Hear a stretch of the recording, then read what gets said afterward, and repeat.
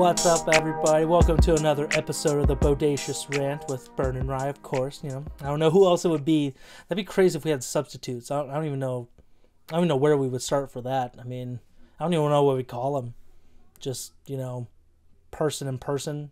I mean, whatever their names are, but no one's gonna have cool names like us. So, anyways, for my substitute, I want Diego Luna. That's all I know. Good luck with getting Diego Luna on here. In that case, I'm gonna get Keanu Reeves. How about that? It's not going to happen, Bernie. It won't happen. Oh, gosh. Anyways, as of course, you know, as you've seen in the title, and Bernie brought up Diego Luna, we are talking the latest episode of Andor, episode 10, which, my God, this show every freaking week keeps getting better and better. But I'm not going to spoil it right now. We will after this. So, guys, if you haven't seen the episode, please check back with us because we are going to be talking spoilers today. And as always, please, guys, we appreciate if you give us a like just to show your support. Ring the bell to stay up to date on any notifications, and of course, subscribe just to get the whole lot. You know, that just it's always appreciated, guys. But my God, like I said, this show, I feel like there's some moments where I don't think it could get any better, but I keep getting surprised by it. This was a crazy episode. Just I didn't know it was gonna happen that quickly. Burn, where it's like, because it's been kind of moving at a slow pace. Like, we had the whole incident on Ferrix and stuff from the murder he committed on that one planet with those two Imperial guys, and then the next few episodes were about the heist on Aldani. So I thought this was gonna take a little bit longer, but I like that it jumped right into just, okay, we're gonna break out. We have to tomorrow. Now that Olaf has died, they're gonna bring in a new guy. And oh man, I was just getting goosies, Bernie. I was getting goosies the whole time. I don't know about you. I mean, that's just one of the perks, right, of like doing the work. Like, that's one of the things that we can say about this show, is that it's not afraid to lay the groundwork and take its time doing it. So by the time things pop off, which has been the case for the most part. You had the escape on episode 3, and then you had the heist in episode 6, and then now what we've been building up to these last few episodes has been this prison break. So now that we learned the system, we know the characters, and now we get the action sequences, and because of all the work done beforehand, these sequences, they hit so much harder than they would have if we, had just gotten here and then boom, prison break in like an episode or two. It's like, no, like we got to know like Kino and Melshi and Olaf, so when things happen in the show, there's emotional resonance to it. And I think that's one of the best things that we can say about this show, is that, when the punches hit, they hit. And I think, that's a big credit to the writing and the actors, of course. Yeah, and even for this, with this prison breakout, when everything goes down, they're raiding the guards and stuff like that. Even when some of those, like, I don't feel like maybe I'm deaf, but I haven't heard all the prisoners' names. Even when some of them get shot, I'm like, oh my God, no!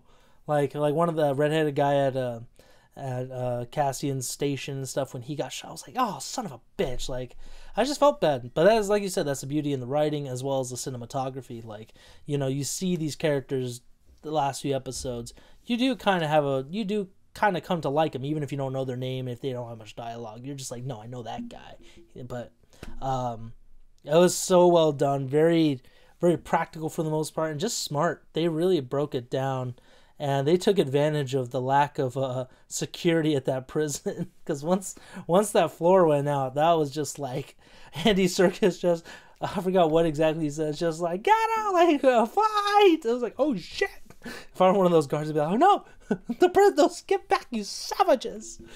Oh God, it was such a great scene. And again, I praise this show, I think, for the dialogue. I think it's the best dialogue of any show I've seen in a while, where, when they finally get to that control room on, I think, level 8 or something like that, because all the prisoners on their level are just kind of going level by level. I thought that was really neat, very well done. Just Andy Serkis, man, he sells it so much. Again, one of the most underrated actors, I think, in Hollywood, where he was very unsure of himself at the microphone. He's so used to leading people on the floor, but when Cassian's like, hey, you tell everybody every day what to do, you got to do it right now, they'll listen to you. And his speech was so great, just ending on the one way out, because there is that only one entry literally out of the prison. It was just became that chant. I was like, oh my god, this is awesome. I even got jacked out of my mind for it. I don't know about you.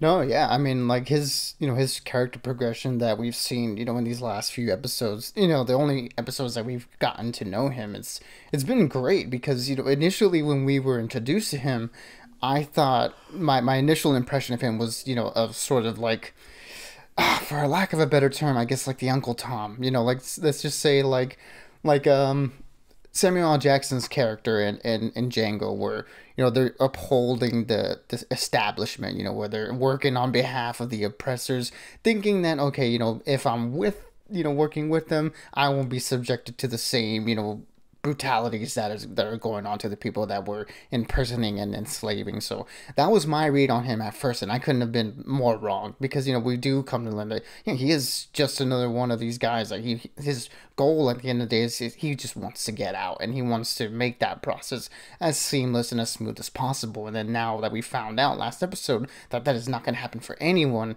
he's right there with the guys. But we also see that that he does have his hesitations, that doing something like this is scary. This is not something easy. This is not like a simple choice to make, to lead these people on this revolt and this prison break. Like, it's a hard decision. So when, he's coming up to the mic and, he doesn't know what to say and he's a little bit unsure of himself, and it's like, he's at that crossroads, right? Where, this is it. Like, once you say what you're going to say, like, things are going to happen. There's no turning back from this point.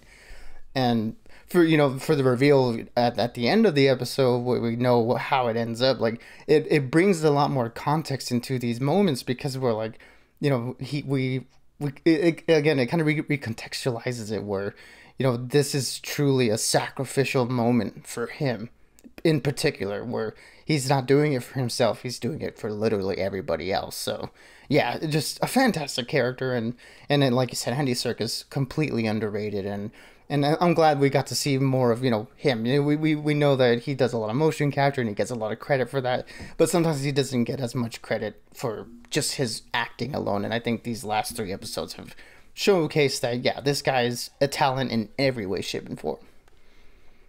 Yeah, it was a very heartbreaking ending. I mean, I'm keeping my fingers crossed just because, for just a reminder to everybody, when they get to that jumping off point, the entryway into the prison, which I thought that was quite ironic. It was shaped like the Empire, sigil, essentially, that's it, that symbol. He's just like, I can't swim. And Andor's like, what? Like, what do you mean? Like, come on, let's just go. He's like, I can't swim. Like, that last face, I was like, oh my god, I hope he didn't die. And I hope he didn't stay there. I don't know. I'm hoping somebody was able to carry him off or help him swim to land and stuff. But the show does such a twist of the knife that they don't show you what happens with him. So we just kind of have to assume he probably drowned. That's the assumption. But if there's any true justice in the show, he survived. He got to land and had a life. I don't know. Yeah. But I mean, the rule of thumb is if you don't see a character die on screen, there's always an opportunity that they survive. So that's kind of like the mantra that I operate on. Unless we see like someone die like physically in front of us, there's always an opportunity, and one hopes that there was at least someone there that was like can help him out, or like help him swim to shore or something, but yeah, just the tragedy of that moment when you come to realize that, like I mentioned just a little while ago, that he's doing it for everybody else, because going in, what you're getting into. There's only one way out, and it's just water, so he, we get a bit of an understanding of his character, that this entire time he's sort of ruled out any sort of like chances or thoughts of escape, because he can't. There's nowhere for him to go. Like, he knows if he breaks out, he has to swim to safety, and he doesn't know how to do that. So there was never, I don't think that ever crossed his mind that the opportunity to really like escape this prison, because it would only mean his death. So yeah, that, and again, makes that moment and when the microphone just hit that much more harder, because we know he's gonna help lead everybody else to safety, but he knows that he's a dead man, no matter what happens. and that's very sad and tragic and so good, such a good writing for that character and his sacrifice again, and a number of sacrifices we've seen in this series. That's definitely going to have an impact on Andor, I think.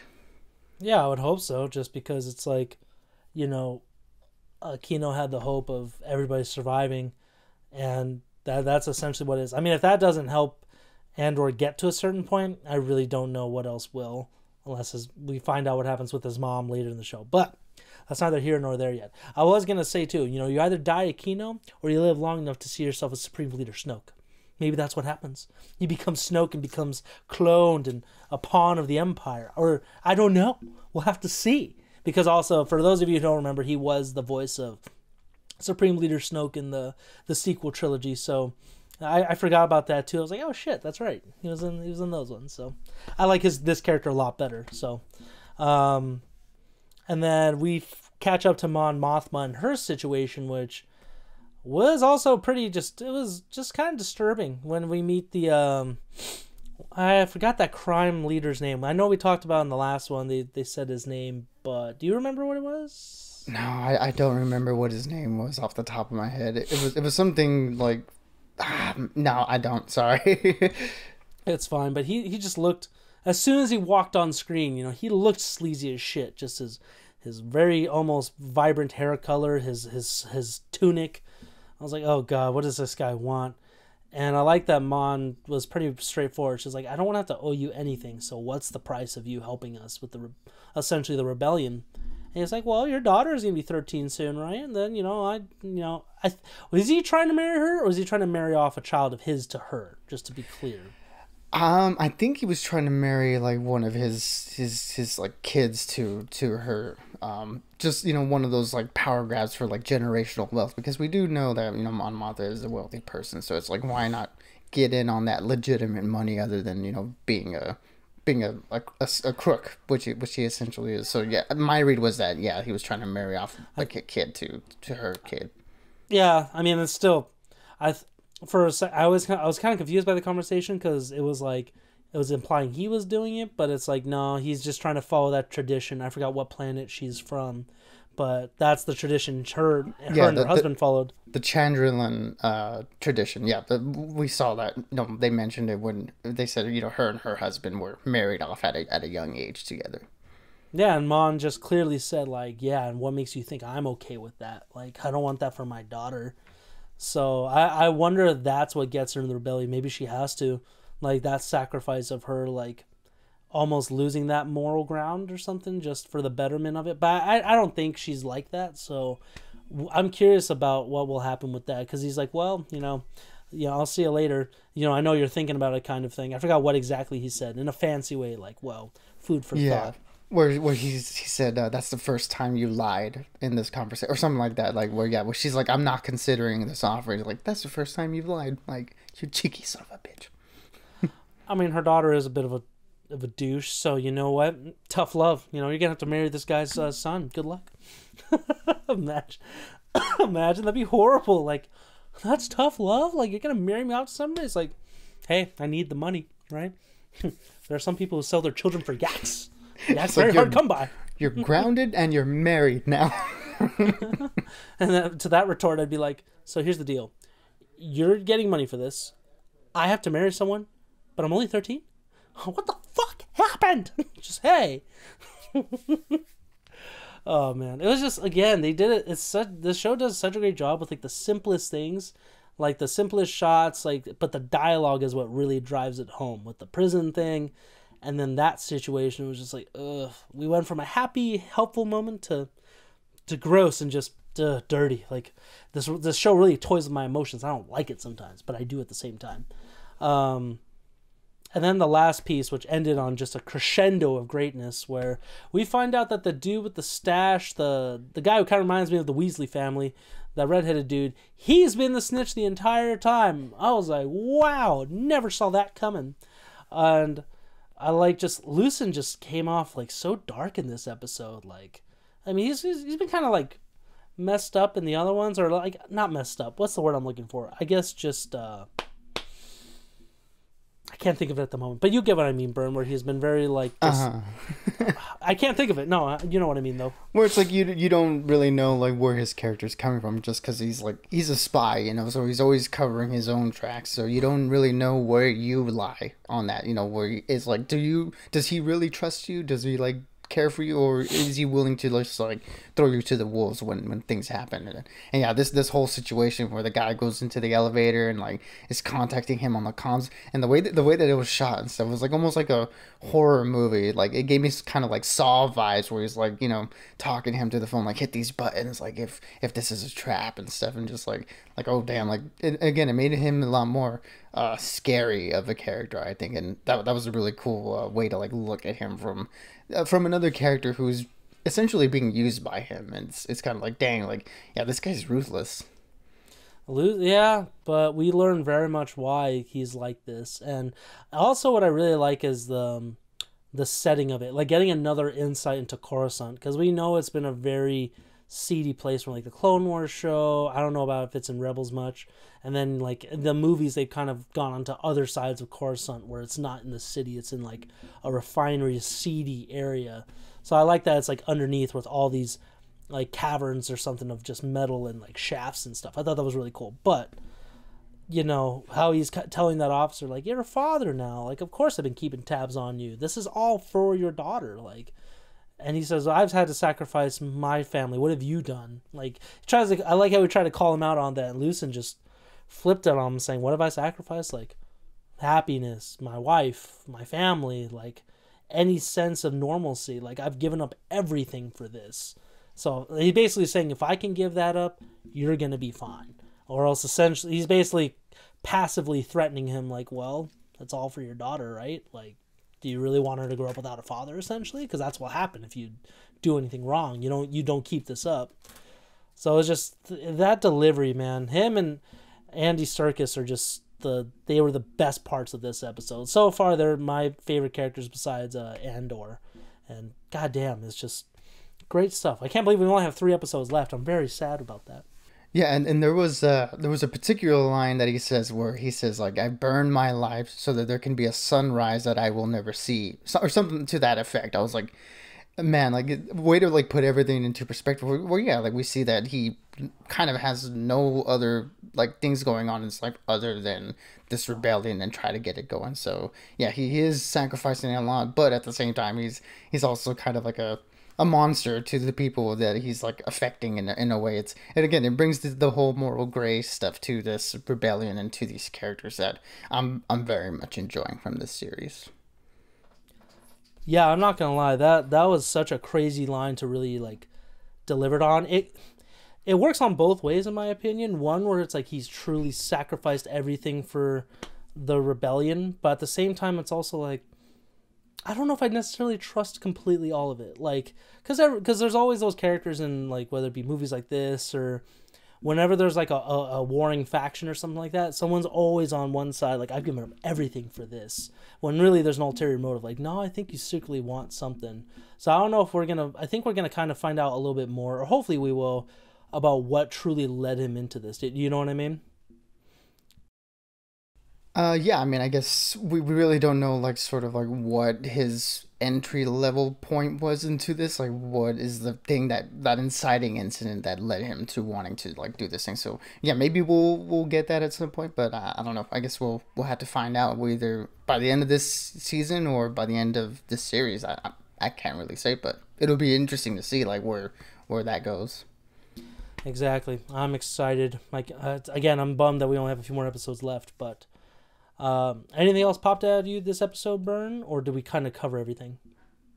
I mean, nothing that I can think of. It was a pretty, straightforward episode. Again, just a lot of payoff to the things that were set up in the last few episodes. So in that regard, I think it succeeded wildly, as the show has been doing for the last, 10 episodes. I think like it's just been knocking out of the park, and this was just another one of those times. So yeah, awesome episode. It truly was. Like I said, I feel like I've said this already several times, my favorite episode so far, but this is it. And that's when you know this show is doing a great job, when I keep saying everything's my favorite. Or I'm a uncultured swine. I don't know. I'll let the people decide. But Until next time, guys. Again, we got a few more episodes of Andor. We got Black Panther 2: Wakanda Forever coming out this weekend, so I'm excited. I hope you guys are as well. We'll definitely do a non-spoiler, if not a spoiler review as well. And also, God of War Ragnarok just came.